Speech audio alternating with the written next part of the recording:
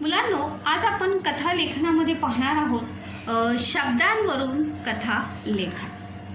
परीक्षेमध्ये येतं की दिलेल्या शब्दावरून कथा लेखन करा, म्हणजे दिलेल्या शब्दावरून योग्य कथा लिहून योग्य शीर्षक देऊन तात्पर्य लिहा. तर दिलेल्या शब्दावरून कथा लेखन करताना आपण कोणते मुद्दे लक्षात ठेवणे आवश्यक आहे ते आपण आज पाहणार आहोत. सर्वात आधी म्हणजे दिलेल्या सर्व शब्दांचा आधी अर्थ समझून घेने आवश्यक है. मतलब हमें जो शब्दों के आधार पर जब हम कहानी लिखते हैं तो सबसे पहले हमें आवश्यक है कि उन सभी शब्दों का अर्थ हमें सब खुद को मालूम होना चाहिए. जर आपल्याला त्या शब्दांचा अर्थ माहीत नसेल तर आपण गोष्ट लिहू शकणार नाही. त्यानंतर दुसरा पॉइंट आहे, त्या शब्दांचा आपण कसा वापर करू शकतो ते आधी ठरवावे. सबसे पहले जो शब्द आपको दिए होंगे उनके आधार पर हम कौन सी कहानी लिख सकते हैं ये हमें पहले ही तय करना है, बाद में नहीं. मतलब एक पैराग्राफ लिखा और फिर उसके बाद तय किया, ऐसा बिल्कुल भी यहाँ पर हो सकता नहीं. सभी शब्दों को जोड़कर पहले शुरुआत में ही आपके मन में उन शब्दों के आधार पर आपको कहानी रचनी है, बनानी है. इसीलिए मैंने यहाँ पे देखो लिखा है की ते आधी ठरवावे की आपण शब्दांचा वापर कशा प्रकारे करणार आहोत. त्या शब्दांपासून आपण कोणती गोष्ट लिहू शकतो याचा विचार प्रथम करावा कि उन शब्दों के आधार पर हम कौन सी कहानी किस प्रकार से लिख सकते हैं, उसकी शुरुआत किस प्रकार से करेंगे, उसका मध्य भाग म्हणजे तिचा शुरुआत मध्य आणि अंत कसा असेल याची काळजी जी है. मतलब इसके बारे में जो है हमें पूरा हमें आज शुरुआत से ही हमें ये ध्यान में रखना आवश्यक है. त्या शब्दांच्या आधारे योग्य कथा लिहावी. शब्दों के आधार पे ही योग्य कथा होनी चाहिए. इसीलिए देखो वहाँ पे नेक्स्ट पॉइंट वही है की कथेमध्ये प्रश्नात दिलेल्या सर्वच शब्दांचा उल्लेख होणे आवश्यक है. मतलब प्रश्नामध्ये आणि कथेमध्ये, मतलब कथा म्हणजे प्रश्न में जो हमें शब्द दिए हैं त्या सर्वच शब्दांचा उल्लेख होने आवश्यक आहे. मतलब सभी शब्दों का समावेश होना आवश्यक है. मतलब जब हम शब्दों के आधार पर कोई भी कहानी लिखते हैं तो एक भी शब्द जो है वो छूटना नहीं चाहिए. अगर हमारा एक भी शब्द छूटा तो हमारी पूरी की पूरी कहानी क्या हो गई, समझो गलत हो गई, गलत है, गलत हो सकती है. इसीलिए वहाँ पर सर्व शब्दांचा, कारण की जर आपला एकही शब्द राहिला तर ती आपली गोष्ट काय होणार आहे, चुकणार आहे. त्यामुळे सर्व शब्दांचा उल्लेख होना आवश्यक आहे. दिलेले सर्व शब्द कथेत आले तरच आपली कथा बरोबर असू शकते. तभी हमें चेक करने वाला टीचर, शिक्षक जो है, तभी हमारी कहानी जो है वो राइट दे सकता है. नहीं तो हमारी कहानी क्या हो सकती है, गलत हो सकती है. तरच तभी हमारी कहानी क्या होगी, सही होगी. नाहीतर आपली गोष्ट काय होणार आहे, चुकणार आहे. तब हमारी कहानी क्या होगी, गलत होगी. अगर हमारे शब्द सही होंगे नहीं, मतलब 5 शब्द दिए हैं और 5 में से आपने सिर्फ 4 ही शब्दों का प्रयोग किया है तो वहाँ पर आपकी कहानी जो है वो क्या है, पूरी तरह से गलत है.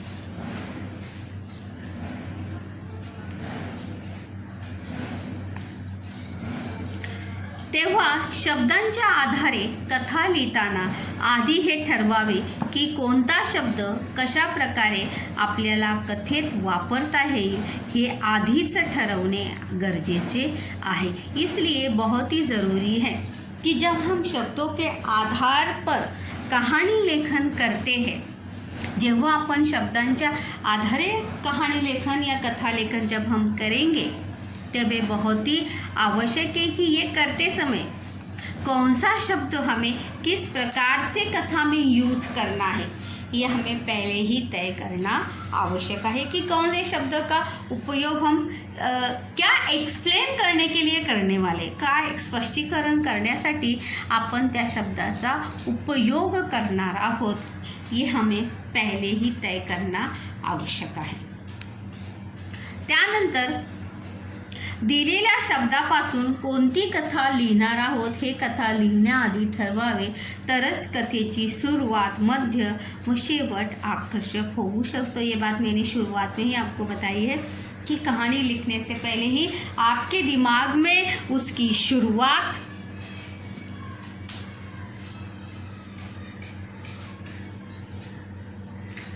त्या सुरुवात, मध्य आणि शेवट जो आहे तो तुमच्या डोक्यामध्ये येणे आवश्यक आहे. तरच तुमची गोष्ट जी आहे ती काय होऊ शकते, आकर्षक होऊ शकते. त्यानंतर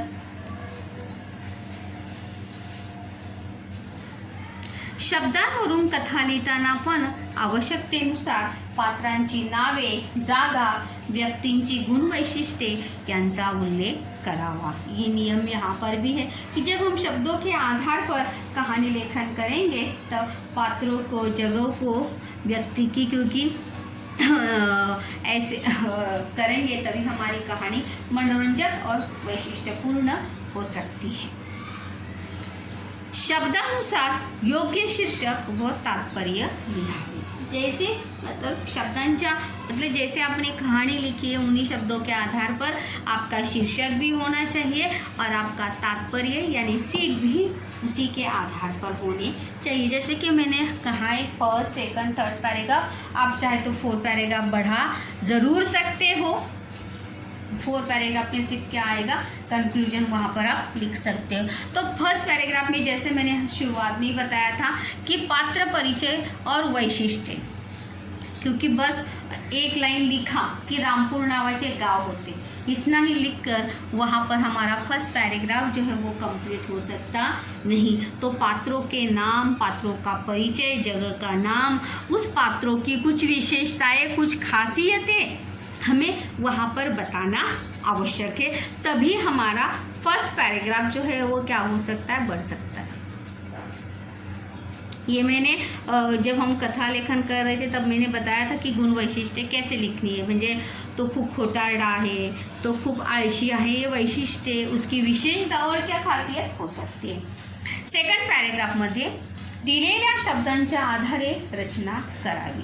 आणि जो अभी शब्दों के आधार पर हम कहानी लेखन कर रहे हैं तो जाहीर सी बात है जे शब्द आपल्याला दिलेले आहेत त्या शब्दांच्या आधारे आपण काय करणे आवश्यक आहे, शब्दांची रचना करणे आवश्यक आहे. तसेच थर्ड पॅरेग्राफ, शब्दांच्या आधारावर कथेचा समर्पक शेवटही करावा. तर कहाणी का समर्पक ऐसा योग्य अशी शेवटसुद्धा गोष्टीचा आपण करणे आवश्यक आहे. कथेच्या विषयानुसार योग्य तात्पर्य लिहावे और जैसे आपकी कहानी है उसी के आधार पर आपको उसका क्या लिखना है, तात्पर्य लिखना है. कथेच्या सुरुवातीलाच फिर से एक बार देखो, मैं बात वही बता रही हूँ क्योंकि शब्दों के आधार पर हमारी कहानी गड़बड़ खाती है, गड़बड़ ले लेती है, तो इसीलिए बार बार मैं ये बात बता रही हूँ की कथेच्या सुरुवातीला शब्दांची योग्य मांडणी केली. योग्य मांडणी यानी सही रचना अगर हमने की, सही हमने सोचा पहले, तो हम आपली कहानी योग्य वळणावर येईल. मतलब हमारी कहानी जो है वो क्या होगी, सही दिशा में जाएगी. नहीं तो गलत ट्रैक पे कहानी गई तो कहानी गलत हो सकती है. देखो इसमें आप कोई भी शब्दों के आधार पर जब आप कहानी लिखेंगे तो आपके हिसाब से क्या आप उन शब्दों का प्रयोग यूज कैसे कर सकते, अर्थ समझकर. यामध्ये सुद्धा आवश्यकतेनुसार म्हणी व वाक्यप्रचारांचा उपयोग करावा. इसमें भी हम आवश्यकता के अनुसार म्हणी व वाक्यप्रचारांचा, कहावतों का उपयोग कर सकते हैं. शब्दांच्या आधारे कथा लिहिताना कथेचा विषय भरकटू देऊ नये. भरकटू देऊ नये मतलब कथा जो है दूसरे ट्रैक पे जानी नहीं चाहिए। मतलब शब्दों के आधार पर लिख रहे हैं तो उन्हीं शब्दों का ध्यान रखते हुए, विषय का ध्यान रखते हुए आपने शुरुआत में क्या सोच के लिखा है, ये बात जो है आपके दिमाग में होनी चाहिए। त्यानंतर कथा मनोरंजक व संवादात्मक स्वरूपात लिहावी। ये कहानी भी शब्दों के आधार पर जब आप कहानी लिखेंगे तो ये भी आप ज़रूर किसके आधार लिख सकते हैं, संवाद, मनोरंजक और संवादात्मक स्वरूप में इसे लिख सकते हैं। जैसे हम बोलते हैं वैसे संवाद के रूप में इसे भी लिख सकते हैं।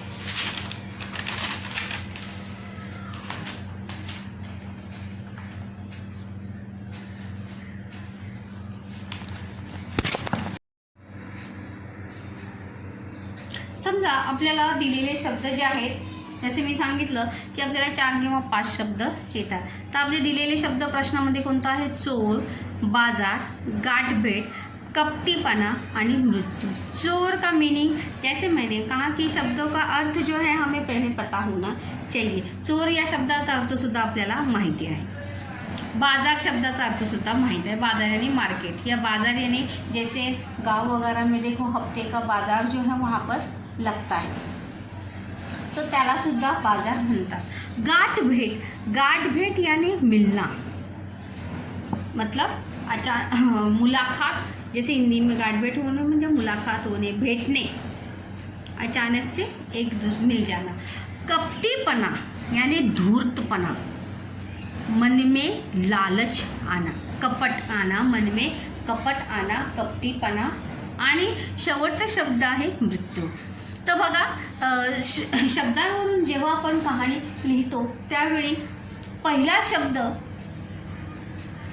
पासूनच आपण सुरुवात केली तर आपली कहानी जी आहे ती कधीही चुकणार नहीं। हमारी कहानी जो है वो कभी भी गलत जो है वहाँ पर हो सकती नहीं। तो वहाँ पे चोर, अभी चोर हम वहाँ पर जैसे मैंने कहा था कि अभी वहाँ पे चोर है तो त्या चोराचं नाव वगैरे आपण लिहू शकतो। फर्स्ट पॅरेग्राफ में गावाचं नाव लिहू शकतो, त्या चोराला काहीतरी नाव देऊ शकतो,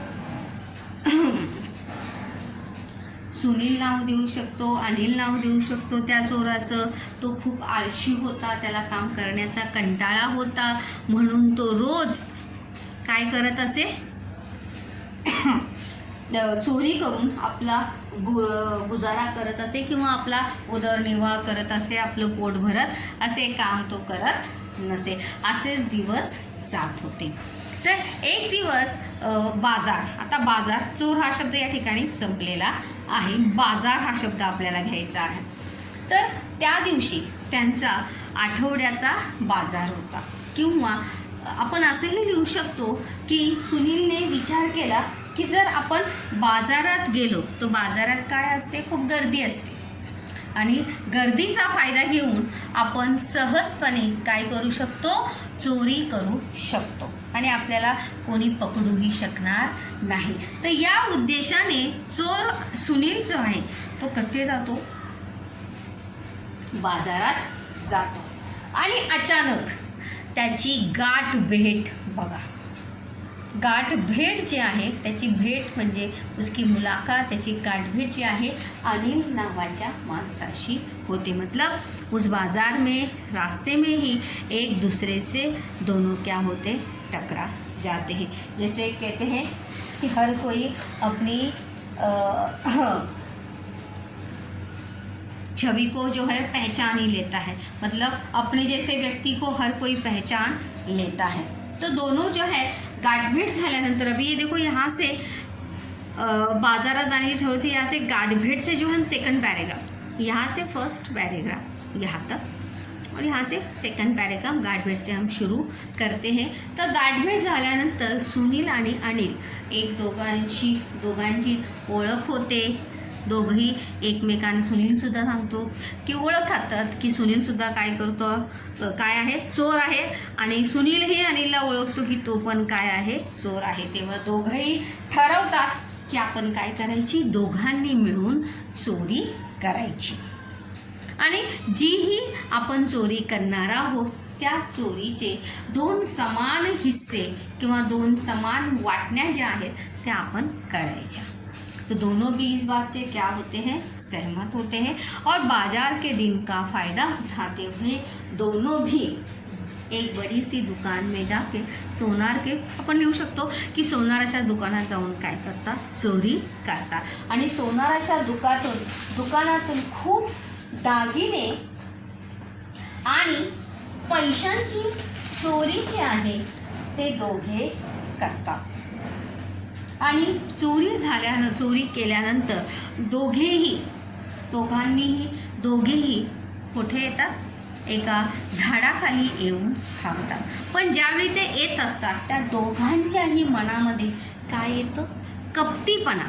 आखिर दोनों चोर है, चोर चोरी से ना जाए, चोर चोरी से जाए, हेरा फेरी से ना जाए, ऐसा कहा जाता है क्या नहीं। तर त्याचप्रमाणे त्या दोघांच्याही मनामध्ये काय येतं, कपट येतं, कपटीपणा त्या दोघांच्याही मनात येतो। आणि सुनील, आपण असं लिहू शकतो की सुनील अनिलला सांगतो की तू जाऊन झाडाखाली थांब, मी आपल्यासाठी काय घेऊन येतो, जेवण घेऊन येतो। आणि अनिल जाऊन थांबतो पैसे दागिने घेऊन। तर अनिलच्या मनातही काय येतं त्यावेळी, पाप येतो की एवढे पैसे एवढे दागिने त्याने एकत्र कधीही पाहिलेले नव्हते, त्याच्या मनातही पाप येतं। और जब नाम का कभी कन्फ्यूजन हो सकता है, जब एक चोर वहाँ से खाना लेकर आता है तो रास्ते में ही एक खाने में क्या मिला लेता है, जहर मिलाता है, विष तो त्या जेवणामध्ये टाकतो। आणि त्यावेळी सुनील जेवण घेऊन येतो त्यावेळी अनिल त्याला म्हणतो की सुनील, आपण आधी काय करूया, विहिरीवर जाऊया। वहीं पे पेड़ के बाजू में ही थोड़ी दूर क्या थी, विहीर यानी कुवा था, त्या विहिरीवर जाऊया, हातपाय धुऊया आणि नंतर येऊन आपण काय करूया, जेवूया। दोनों भी, तो सुनील भी हामी भरता है और सुनील और अनिल जो है वहाँ पर नदी पर हाथ पैर धोने के लिए जाते। तो वहाँ पर अनिल के मन में भी कपट आया था। तो जैसे ही सुनील कुएं से विहिरीतून पाणी काढू लागतो तो सुनीलला अनिल काय करतो, धक्का देतो, ढकलून देतो, विहिरीत काय करतो, ढकलून देतो आणि विहिरीत बुडून त्याचा मृत्यू होतो। कारण सुनीलला पोहता येत नव्हतं, त्यामुळे त्याचा तिथे काय होतो, मृत्यू होतो। आणि अनिल आनंदाच्या भरामध्ये येतो आणि झाडाखाली बसतो आणि जेवायला सुरुवात करतो।